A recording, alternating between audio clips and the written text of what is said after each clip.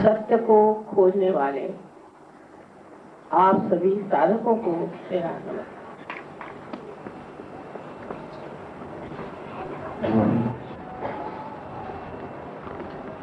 पहले तो मैं चाहूंगी कहना कि जब भी नोएडा आने का प्रोग्राम बनता है तो मुझे रास्ते में इतनी रुकावटें हो जाती हैं, और आज एक पुली जैसा बंद हो गया था। मैं सोच रही थी कि सब लोग इंतजार में बैठे होंगे, तो अब अगले वक्त से नोएडा में रहना शुरू करना पड़ेगा।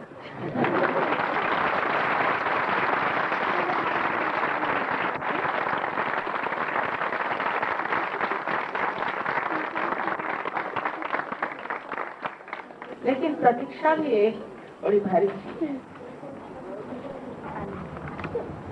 अनेक लक्षणों से वर्णित करते थे, बताते थे कि परम चैतन्य ये है और परम चैतन्य ये है।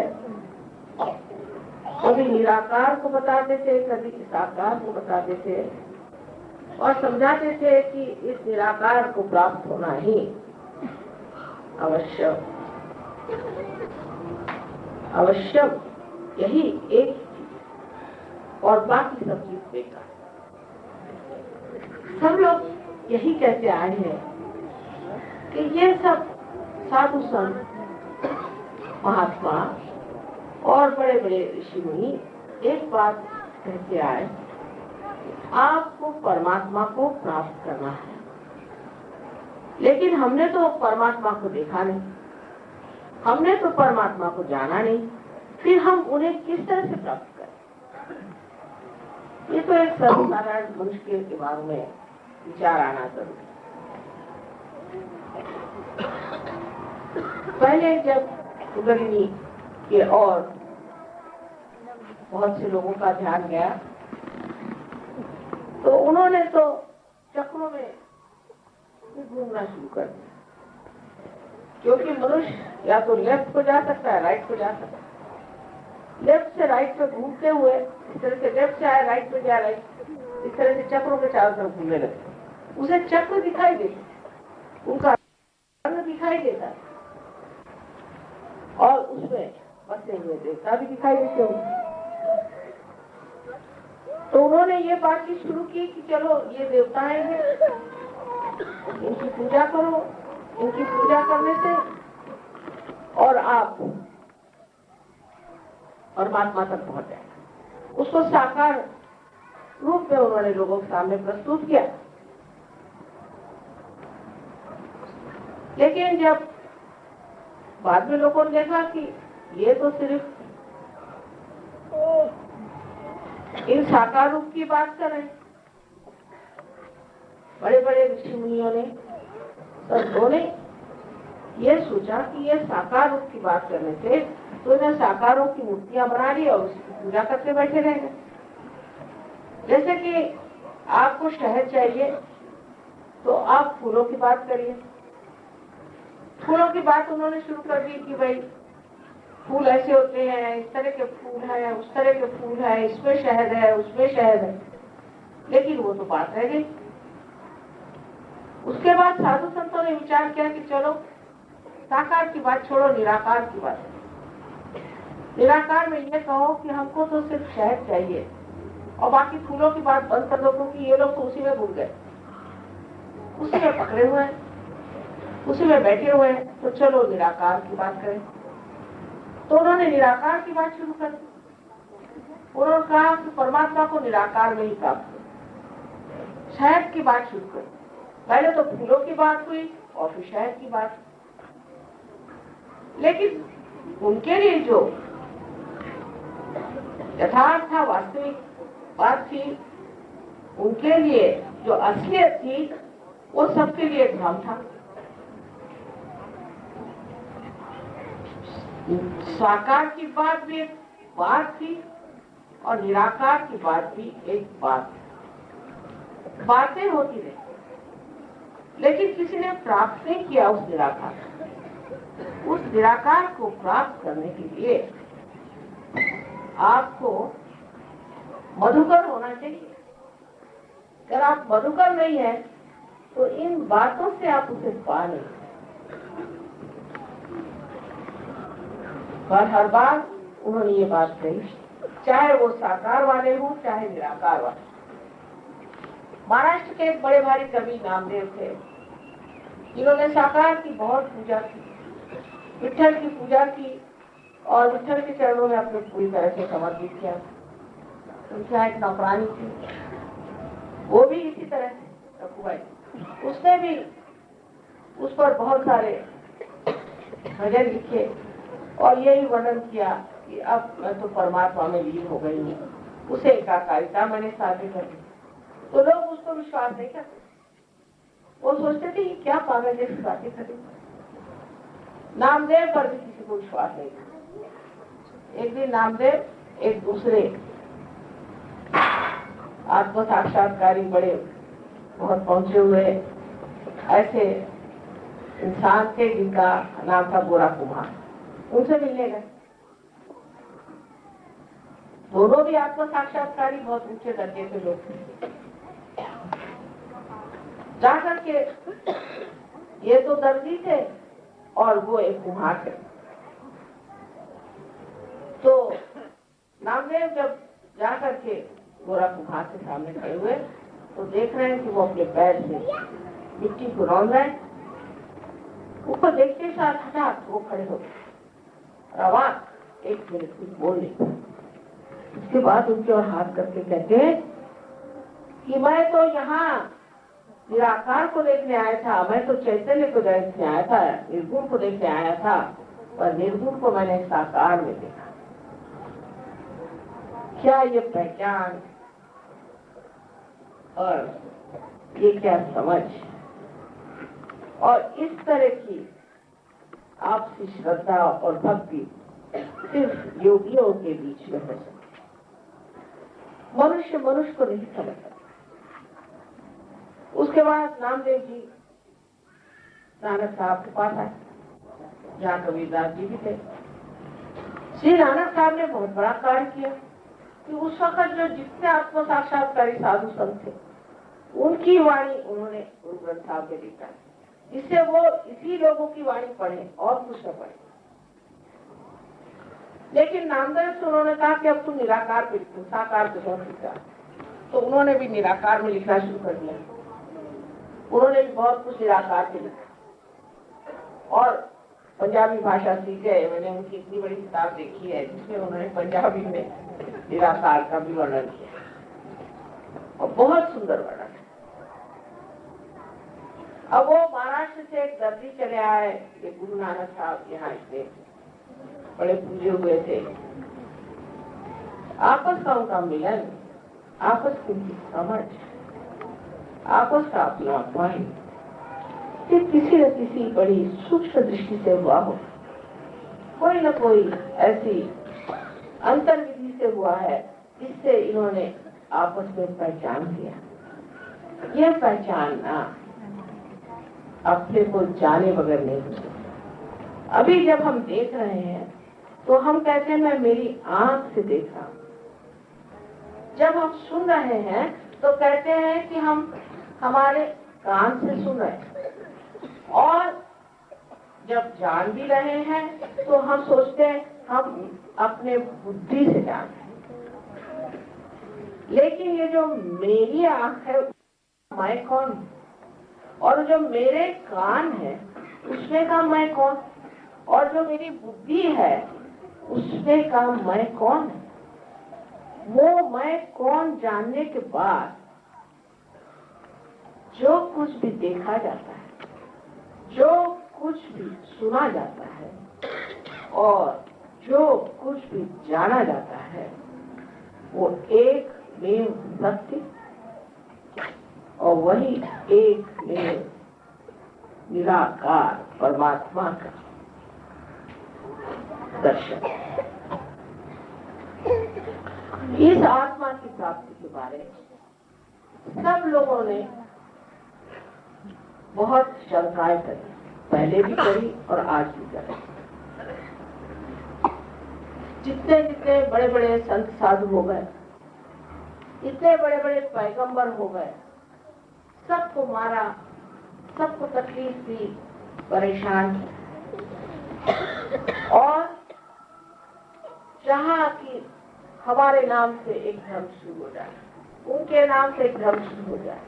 मैं हमेशा कहती हूँ कि किसी पेड़ पर बहुत से फूल अलग अलग समय पर एक जीवित शक्ति के साथ पैदा हुए थे और उसी जीवित शक्ति से वो पनप रहे थे, लेकिन लोगों ने फूल ये तोड़ लिए और कहा ये मेरा, ये मेरा, ये मेरा, और अपने को बड़ा बड़ा समझ करके और उस सूखे हुए फूलों को मान लिया और असलियत को छोड़ दिया। इसलिए वो भाईचारा जो नामदेव में और गोरा कुम्हार में है वो मनुष्य जाति में नहीं दिखाई देता है। बात बात को लेकर लोग झगड़ा करते हैं। जैसे मैंने देखा कि भाई तुम इस मोहल्ले में रहते हो तो मैं इस मोहल्ले में रहता हूँ, तो ठीक है, हमको तो झगड़ा करना ही चाहिए क्योंकि तुम तो दूसरे मोहल्ले में रहते हो। अब सब लोग एक मोहल्ले में कैसे रहेंगे? फिर कहेंगे अच्छा तो तुम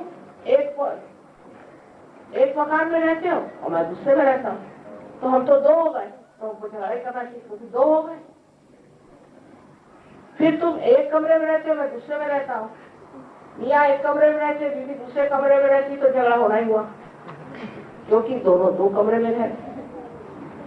लेकिन एक होने के लिए हमें क्या करना चाहिए और क्या हमें होना चाहिए जिससे हम सब एक हैं?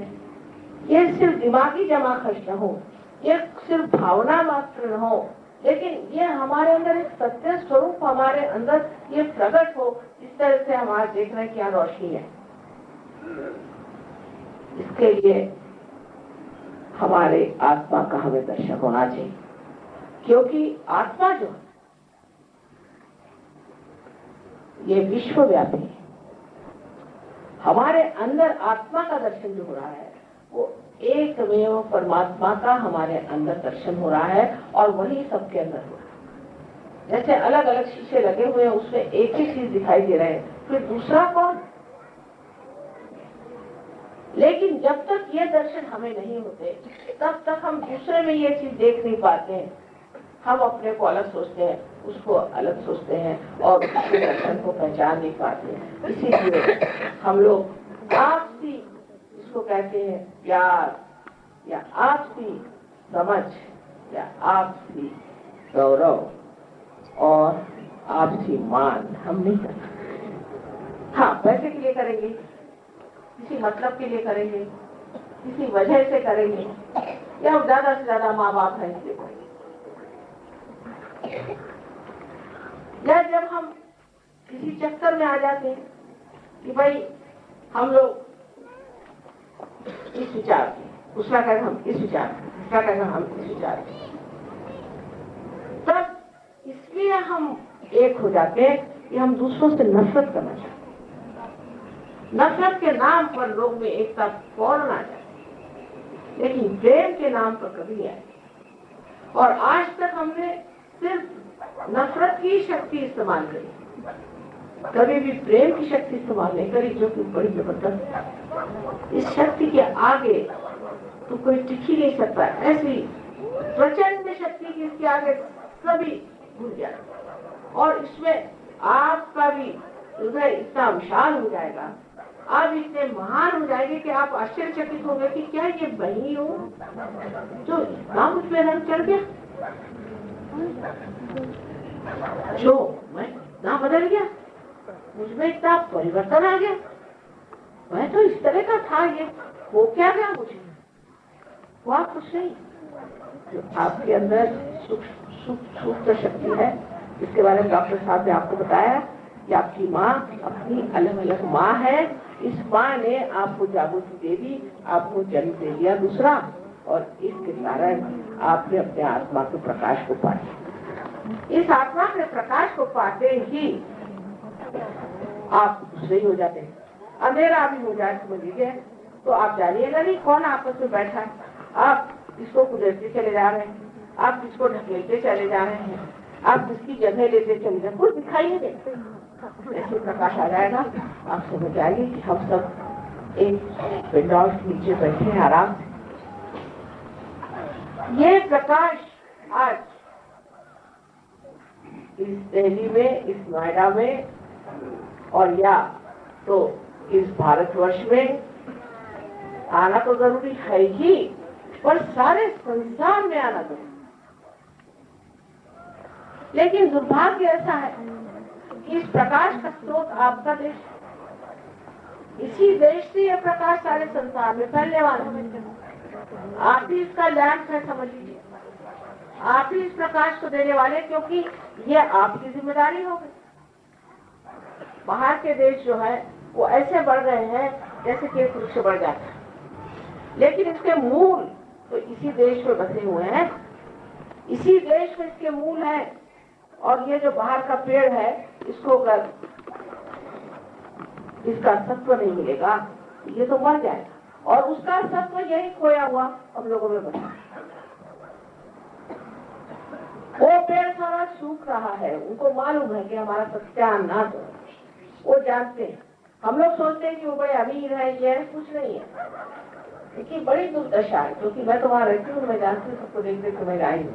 और वो आते हैं यहाँ पर, और बम्बई में जैसे ही आते हैं तो जमीन पे अपने दोनों हाथ रख के माथा टेकते हैं, ये योग गुरु, हमें भी थोड़ा प्यार। तुमने तो हिंदुस्तानियों को बहुत देखा, हमको भी थोड़ा प्यार।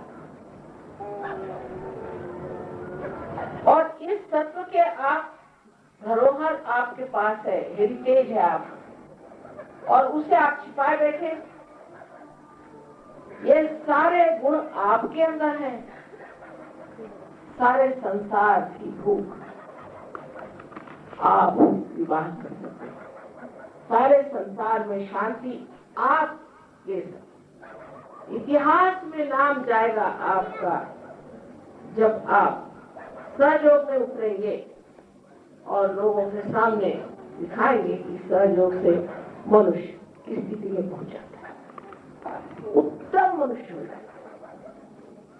इतना ही नहीं, उसके जितने भी गुण हैं उसमें एक नम्रता है, अत्यंत नम्र होकर के, अत्यंत प्रेममय होकर के, और वो इतना शक्तिशाली होता है कि उसके अंदर कोई खराबी टिक नहीं सकती, वो भाग जाती है।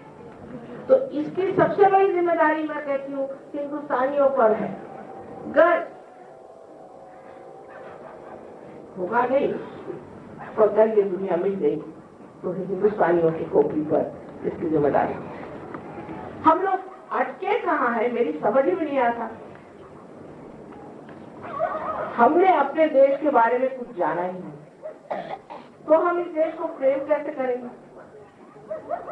इतनी सीमा में बन गए हैं, इतनी छोटी छोटी बातों में उलझ गए हैं, ऐसे हम शूद्र हो कैसे?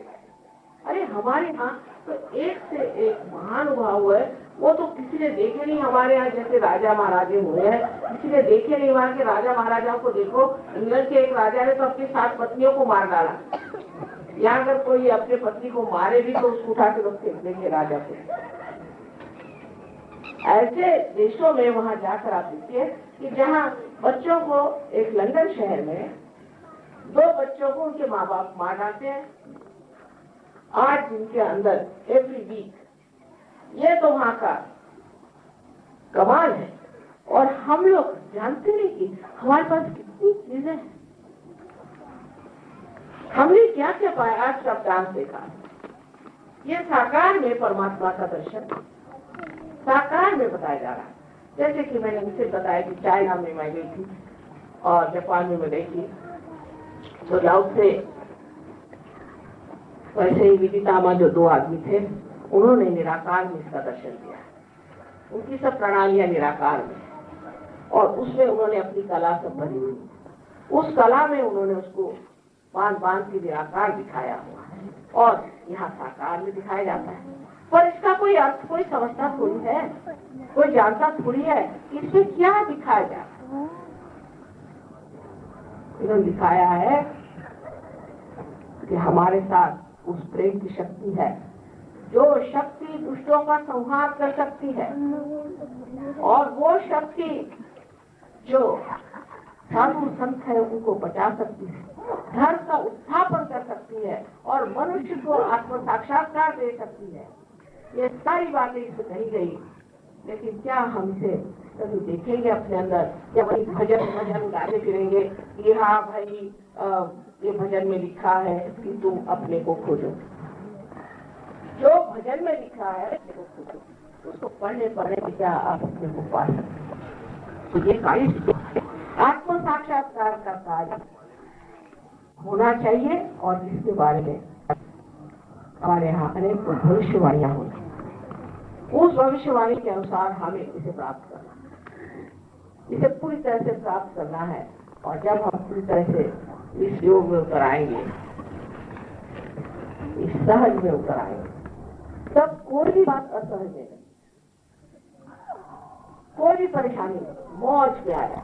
जैसे कबीरदास जी ने कहा, जब मस्त हुए फिर क्या बोले, अब तो मस्त हो गए, अब क्या बोले, बोलने की लड़ाई नहीं रही, हम तो मस्ती में आ गए। ये सारा कुछ जो वर्णन है ये सब घटित हो सकता है, लेकिन ये जानना चाहिए कि हमने जो चीजें छोड़ दी परमात्मा के लिए, बहुत हमने देखा, मान पान पैसा ये वो, चोरी चकारी, उसको काट उसको मार, उसको बता, उसका नाम बदनाम कर, सब कुछ कर ली, झगड़ा झगड़ी सब खत्म हो गया। और वो सोच करके आज हम सहयोग में आए, तो हम किस लिए आए? वो चीजें अभी हमारे साथ लड़ा रही है, तो ऐसा ही होगा कि एक पैर मकर के मुंह में है और एक पैर नाव में, तो आप तो बच नहीं सकते। लेकिन कभी कभी नाव भी डावाडोल हो जाए, तो इस नाव की भी जिम्मेदारी आप पर है, जो आपको पार उतारे और आपको ले जाए। उस नाव को भी आपको सुरक्षित रखना, और उसके लिए अपने में वो संबंध तैयार करना है, अपने अंदर वो शक्ति तैयार करना है जो प्रेम की शक्ति है। मैं बार बार यही कहूंगी कि ये प्रेम की शक्ति है, इसमें किसी तरह की नफरत नहीं। प्रेम की शक्ति में मनुष्य को जरूरी नहीं कि वो बहुत डिसिप्लिन करे, कि आप लाइन से खड़े हो जाओ, लेफ्ट राइट करो, राइट को लेफ्ट करो, राइट को लेफ्ट करो, कुछ भी करो। ये बाह्य चीजों में कुछ रखा है। देखो पेड़, उसकी जीवन प्रक्रिया होती है, वो किसी तरह से बढ़ता है, अपनी सूझबूझ से बढ़ता है।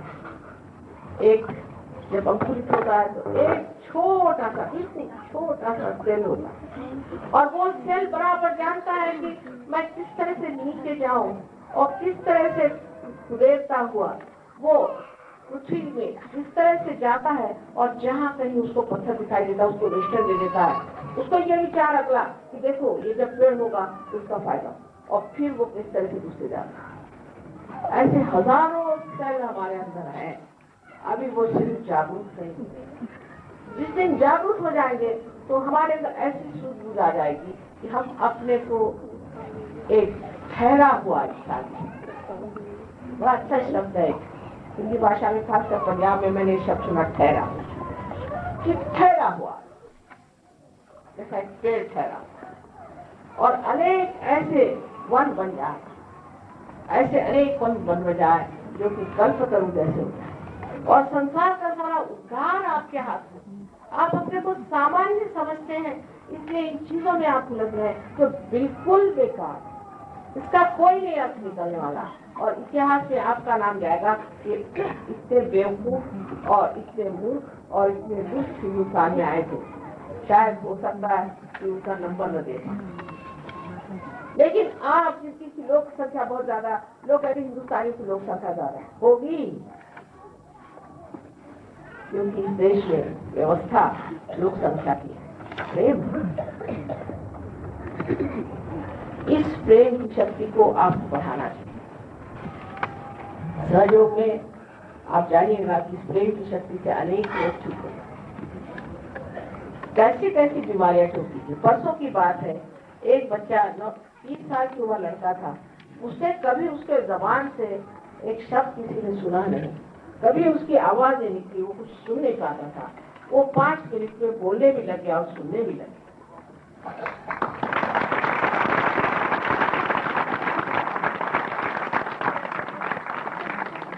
कम करो तो आचारम ये सहयोग की कृपा, सहयोग की कृपा से आप भी जानते हैं कि कितने ही ब्लड कैंसर सब कितनी बीमारियां ठीक हैं। अब मैंने आपसे बताया कि पर्थ में अभी हम रहते तो हमने एड्स की भी बीमारी ठीक है, वो भी ठीक है।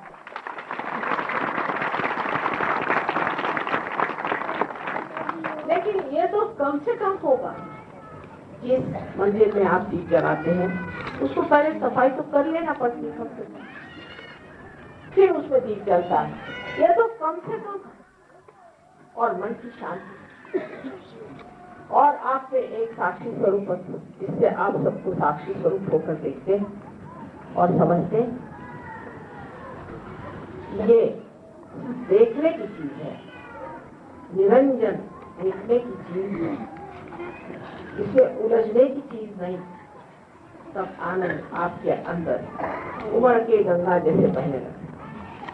ये सब अनुभव आपके सामने है, आपके बीच है, आपको मिलने वाला है, आप प्राप्त कर सकते हैं, आप योग्य हैं। एक निश्चय होना चाहिए कि हमें आत्म साक्षात्कार मिले, बस यही एक शुद्ध इच्छा है। और इसी शुद्ध इच्छा की ही शक्ति कुंडलिनी। बाकी सब इच्छाएं अशुद्ध है, यह जानते हैं आप, क्योंकि बाकी कोई भी आप इच्छा करते हैं उसके तृप्ति के बाद आप आनंद नहीं प्राप्त करते। आप दूसरी और तीसरी और चौथी चीज को खोजते। इस चीज को प्राप्त करना भारतीयों के लिए बहुत आसान है, बहुत आसान है। मैं जहाँ भी जाती हूँ, आप ही जैसे हजारों लोग हजारों आते हैं, सब पार हो जाते हैं, पर उसमें से कितने पनप करके पेड़ बनते हैं ये देखो। जैसे अगर कोई बीज उग जाए, ईसा मसीह ने कहा है, और वो ऐसी भूमि पे पड़ जाए जहाँ वो पनप नहीं सकता, तो वो तो व्यर्थ ही किया ना इधर का रहा न उधर का रहा। हालांकि इतने लोग पार हो जाएंगे कि आपको स्वयं आश्चर्य होगा कि मैं कैसे हो गया। और ये कि ब्रह्मानंद से आपकी कुंडली निकल करके आपको लगेगा ठंडी हवा आ रही, चारों तरफ चैतन्य, आपको लगेगा सब कुछ हो जाएगा। और 4-5 दिन आपको ऐसा भी लगेगा कि हाँ क्या मजा है। पर इसे जमना पड़ता है, और उस जमने की एक स्थिति के लिए ज्यादा से ज्यादा महीना भर सोचना पड़ता है। अगर निश्चय पूर्वक आप ये करें, निश्चय पूर्वक ये कार्य। मैं देखती हूँ कि दुनिया में इतने झूठे लोग आए हैं, इतनी झूठी बातें बताते हैं, आप लोगों से पैसा मांगते हैं भिखारियों जैसे। ये गुरु कैसे हो सकते हैं? तो आपके नौकर होंगे, तो भिखारी होंगे जो आपके पैसे रहते हैं। मैं अगर आपको पैसा दूं तो क्या आप उससे ले लेंगे? आत्म सम्मान नहीं, दूसरों के पैसे पे जी रहे हैं और आप उनको पैसे पे पैसे चढ़ाए जा रहे हैं। पैसे से कभी परमात्मा मिल सकता है? उसको तो बेचारे को पैसा नहीं समझ में आता। उसको क्या बैंक पता है? ये तो आपका सरदर्द है, पैसा, बैंक, इकोनॉमिक्स, पॉलिटिक्स। परमात्मा का इसके क्या संबंध? और ऐसे झूठे गुरुओं को पीछे पड़ करके, और आप मैंने देखा है लोग, हाँ मेरे दिमाग में मुझसे आया है 1.25 लाख आपको नाम 1.25 लाख। तो इतना नहीं आता तो परमात्मा को पाई नहीं सकता। 1.25 लाख नाम इसमें बैठे। एक गुरु ने मुझे बताया है कि तुम इस पे पहाड़ पे चढ़ो 7 मरतबा और 7 मरतबा और एक आदमी पानी मत पियो, तो भी कर। और किसी गुरु ने बताया कि तू ला करके मुझे 1.25 तोला सोने दे, नहीं तो 125 तोला तो सोना दे, फलाना दे, ठिकाना दे, ये कर दे, वो दे। मुझे तो लगता है कि अच्छे देना चाहिए, उसके बगैर ठीक नहीं होने वाले। और आप उनको इतने देते हुए इतनी श्रद्धा, हाँ मेरे क्या गुरु है, क्या करते नहीं, ऐसा कुछ करते। सिर्फ सेवा की पेटी है, वो तो उस पैसे के ऊपर कुछ बोलते नहीं, वो बोलते नहीं, मौनी है। अच्छा और फिर तुम वहाँ क्या समझ आए? नहीं, वहाँ सेवा की पेटी है माँ, उसमें आप चाहे 2 डाल, चाहे भी डाल, आप चाहे 1 रुपया डाल दो, चाहे 1 लाख डाल दो या 50 डाल, उनको सब मान्य है। वाह वाह, बहुत ही अच्छा है। और इसलिए धर्म से लोगों की श्रद्धा हटती ही जाएगी, क्योंकि ये कोई धर्म हुआ? पैसे कमाने के धर्म नहीं। इसी प्रकार सारे धर्मों में आजकल सारे धर्मों में गड़बड़ है। हमारे क्या मंदिरों में कम है कि मस्जिदों में कम है कि गुरुद्वारे में कम है? कहीं पर भी मुझे नहीं दिखाई देता कि सच्चाई से उस परमात्मा की प्रार्थना। हाँ, भक्त लोग सच्चे, भक्त लोग सच्चे, जो जाते बेचारे बड़े भक्ति से जाते, इसमें कोई शक नहीं। लेकिन जो वहां बैठे हुए हैं उनकी दृष्टि और जगह, उनकी दृष्टि और जगह। अगर उनकी दृष्टि ऐसी हो परमात्मा तो इन भक्तों को घुसते तो जरूर काम हो जाएगा, जरूर काम बन जाएगा। लेकिन मैं सब दुनिया देख चुकी। अब मुझे लगता है कि इंसान ने धर्म अपने जेब में डाल लिया और उसको जैसा चाहे वैसा करता है। और हमारे बच्चे अब कहते कि ये क्या धर्म हुआ तुम्हारा? इसको क्या धर्म कहते हो? हर तरह की शराब तुम पीते हो, हर तरह के धंधे तुम करते हो, चोरी करते हो, चकारी करते हो, हमको परेशान करते हो, ये कोई धर्म हुआ? कोई सा भी आप धर्म तो देख लीजिए, किसी भी धर्म में आज कोई मनुष्य खड़ा है तो वो ये नहीं कह सकता है कि इस धर्म का आदमी खराब नहीं है, या इस धर्म का आदमी कोई पाप नहीं करता है, या इस धर्म के आदमी ने कभी भी कोई ऐसी दुष्ट बात नहीं करी। किसी पे कोई धर्म का बंधन ही नहीं पड़ता। इसका मतलब धर्म अंदर से जागरूक है। ये जो कुंडलिनी है, ये जो ये आपके अंदर वो धर्म जागरूक है, फिर आप भी संत हो जाते हैं, आप खुद ही उस धर्म में जागरूक हो जाते हैं। मुझे कुछ बताने की जरूरत नहीं है, आप स्वयं ही उस धर्म में उतर आते हैं और धर्म आपके अंदर जागरूक हो जाता है।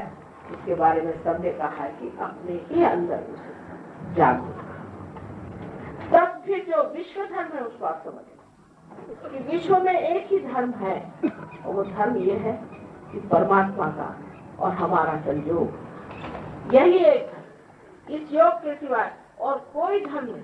जब ये हो गया तो सब कुछ मिल गया। जब तक इस बिजली का कनेक्शन नहीं होगा तो क्या ये बिजली जलेगी? जब तक इसका कनेक्शन नहीं होगा तब तक ये काम करेगा। इसी तरह से आपका कनेक्शन उससे हो जाए, योग घटित हो जाए, आपके जीवन का परमात्मा से संबंध हो जाए, इस परम चैतन्य से संबंध हो जाए, इसके अलावा और कोई चीज की जरूरत नहीं। तो सारा धर्म आपके अंदर उतर आएगा, सारा शास्त्र आपके अंदर उतर आएगा, सारा ज्ञान आपके अंदर उतर आएगा, सारा सत्य आपके अंदर आ जाएगा और आप आनंद में ही डूबते रहेंगे। और ऐसा लगेगा कि पता नहीं कौन सी गवर्नमेंट में आ गया हूँ, ये सारी चीज सामने चले आ रही,